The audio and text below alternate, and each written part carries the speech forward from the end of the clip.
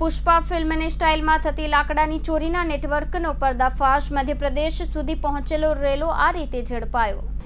સુરત જિલ્લા વન વિભાગ પુષ્પા સ્ટાઇલમાં લાકડા ચોરીનું નેટવર્ક ઝડપી પાડ્યું હતું। ગત 24 તારીખ રોજ લાકડા ભરેલા ટ્રક ઝડપાઈ ગયા હતા, જેનું પગેરું છેક એમપી સુધી જતા માંડવી વન વિભાગ ટીમ મધ્યપ્રદેશ પહોંચી હતી, જે અલીરાજપુર નજીક ડેપોમાં સંતાડેલા લાકડા મળી 5 કરોડનો મુદ્દામાલ જપ્ત કરી ડેપો મેનેજર આરિફ અલી અમજદ અલીની ધરપકડ કરી લેવાઈ હતી।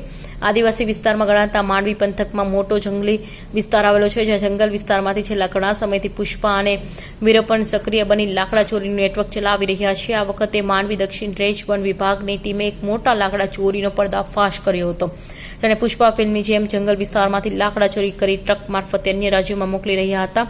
આવી જ રીતે ગત 14મી જૂનના રોજ માંડવી દક્ષિણ રેન્જ વન વિભાગની ટીમે માંડવી દક્ષિણ રેન્જના જંગલ વિસ્તારમાંથી એક ખેડના લાકડાની ચોરી એક ટ્રક ઝડપી પાડી હતી। ટ્રક ચાલકની પૂછપરછમાં તપાસ રેલો મધ્યપ્રદેશ સુધી પહોંચ્યો હતો।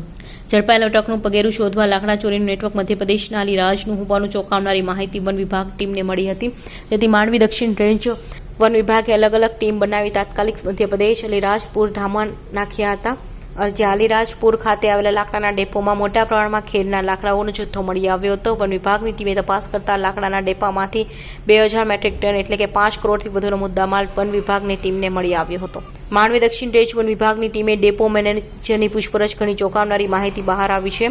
છેલ્લા 4 વર્ષથી ખેડનું લાકડું સગેવગે કરાતું હતું। લાકડા ચોરી કરનાર વીરપનો દક્ષિણ ગુજરાતના જંગલોમાંથી ખેડનું લાકડું ચોરી કરતા હતા। તેઓ માત્ર સુરત જિલ્લામાં જ નહીં, પરંતુ નવસારી, વલસાડ, ડાંગ જિલ્લાના વિસ્તારમાં પણ ચોરી કરતા હતા, તેમજ નર્મદા, દાહોદ, ભરૂચ જિલ્લામાં જંગલમાંથી પણ લાકડું ચોરી કરાતું હોવાનું ચોંકાવનારી વિગતો સામે આવી હતી।